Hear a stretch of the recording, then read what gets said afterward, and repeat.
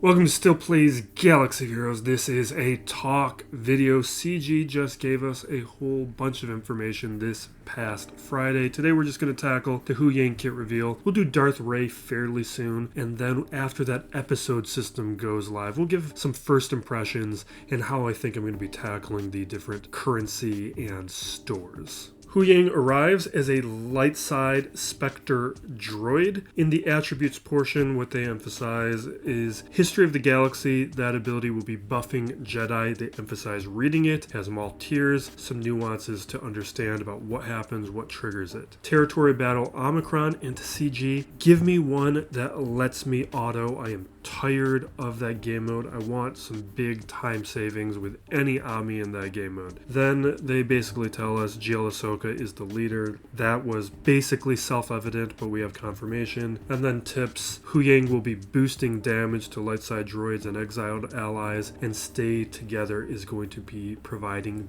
big buffs. Now let's start breaking down and analyzing the kit the way that we do here. The basic ability, Droid Pugilist, deal physical damage to the target and inflict expose. If it's Huyang's turn and the target had stagger, then inflict stun. And remember that Ezra can inflict stagger on his basic ability. So we're seeing the synergy stacking here. With the first special auxiliary grapplers, this is a Zeta ability with a cooldown of 3. Physical damage to the target and Spectre allies gain speed up. Deal an additional instance of damage for each other light side droid ally or ally with exile at the start of the battle. So we're seeing some of that synergy that was in the tips and attributes portion, and this ability is going to gain 10% damage per active Spectre ally. So that's a pretty meaningful and significant damage boost, which is basically going to limit the teams that we're going to be incentivized to place Huyang with, and inflict a stack of off balance to the target enemy for each ally that has removed exile this battle. So off balance, that was in Padawan Sabine's kit. It's going to remove 10% HP and turn meter per stack, and what we see here is this effect of the special is going to increase in its efficacy as the battle progresses, but we may lose damage if we lose Spectre allies. And the speed up mechanic, that's something that I'm going to want to pay attention to as we see GL Ahsoka's kit. That might be something that we're going to want to put out on the field early to make sure that all the other mechanics of the squad function, but I don't think we can really draw a conclusion on if we want to use Special 1 or Special 2 until we see GL Ahsoka's kit. Because with our second special here, Stay Together, cooldown of 4, Territory Battle Omicron, what we see are even more important mechanics on Exile, but we don't have a full picture yet of how Exile is going to exactly function until we see that GL Ahsoka kit, because there's clearly a ton of synergy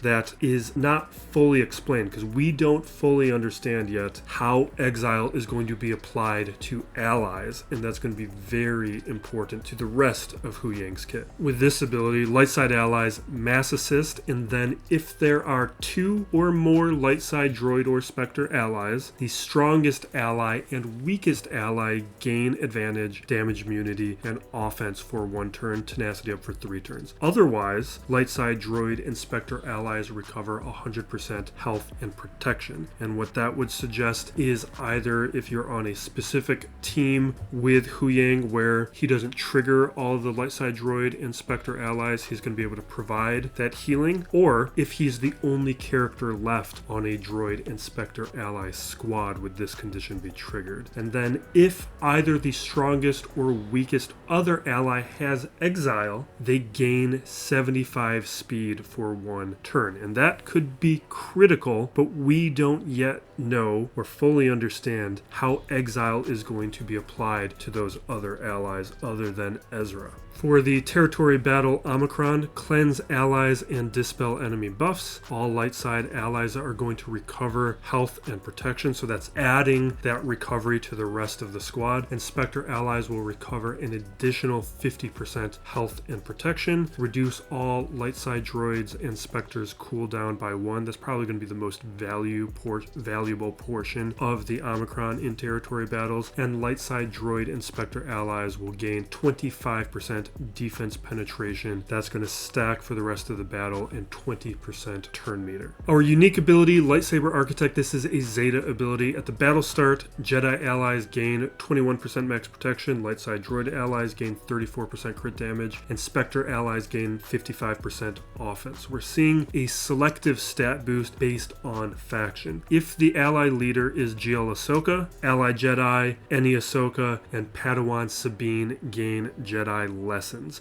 for 3 turns at the start of their first turn. If they had Jedi lessons, whenever Huyang gains any version of History of the Galaxy, the duration is reset to 3 turns. In Jedi lessons, that's from Jedi Master Luke's kit. It's 20% mastery per stack, which means this is a relic only effect. So depending on which portions of this unique are triggered by the Zeta, it may mean that this Zeta is going to be delayable until we have a 7-star Relic Huyang. And also the rest of the squad, Padawan, Sabine, Ezra, they would all need to be at relics to really get utility out of this. Next, if a light side ally evades an attack or resists a debuff, then light side droid allies gain 5% crit damage, 5% offense stacking until the battle ends. Now resisting a debuff, that is going to be partly from the second special, which gives us that 3-turn tenacity up. But with evading, what we're seeing here is some of that synergy with the rest of the squad, in particular Exile Ezra synergy, because he grants foresight to allies with his basic and I believe a special as well. The first time an ally Spectre loses exile, Huyang gains History of the Galaxy Part 1. Whenever Huyang gains any version of History of the Galaxy, Spectre allies will gain 50% bonus protection, and whenever he gains Part 3, he will reset the cooldown on that second special, Stay Together.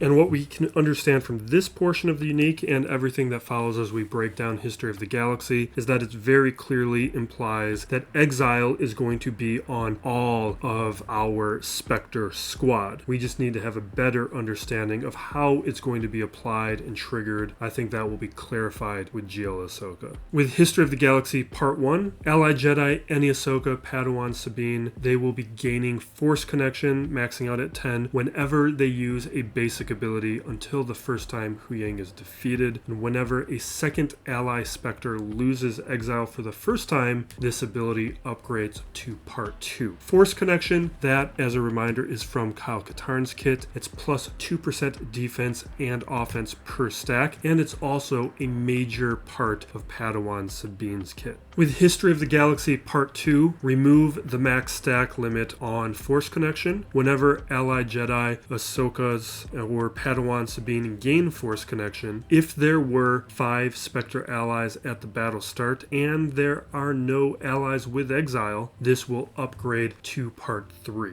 And this is really important because Padawan Sabine gains a big crit damage boost at 20 stacks of Force Connection, and it will increase with every 10 stacks thereafter. And from Huyang's unique, what we understand here is that Padawan Sabine will not have access to that part of her unique without Huyang achieving this status. With History of the Galaxy Part 3, Ally Jedi, Ahsoka's, Padawan Sabine, they will gain Force Connection whenever they use an ability until the first time Huyang is defeated. So what this does is increases the rate at which they gain Force Connection by including special abilities and attacks out of turn. So as the battle goes on, what we're seeing is this increasing rate at which this squad is going to become more offensive and defensive with the effects of that Force Connection. Now with these synergies, there's not too much that we can talk about here, but I wanted to emphasize what I'm seeing within these kits, which is the extent to which they're interwoven, which creates a couple things. It makes it very important that you have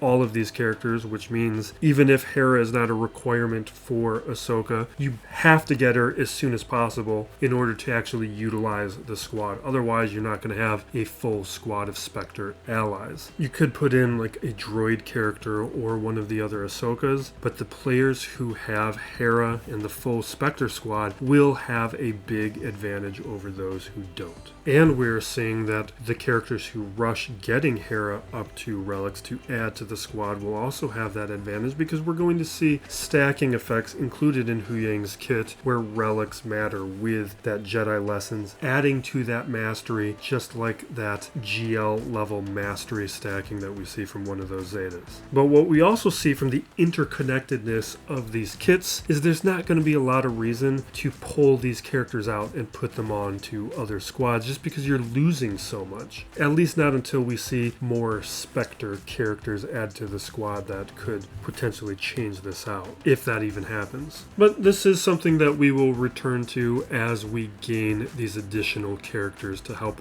round out our understanding of this squad. And we will wrap it up there. The episode system, as that goes live, we'll do something with it, even if it's just a smaller, shorter video of some quick thoughts. And then Darth Rey, we will be doing that kit over the next week or so prior to the start of Conquest. So thank you for watching. Be excellent to each other, everybody. This is Still Plays Galaxy of Heroes.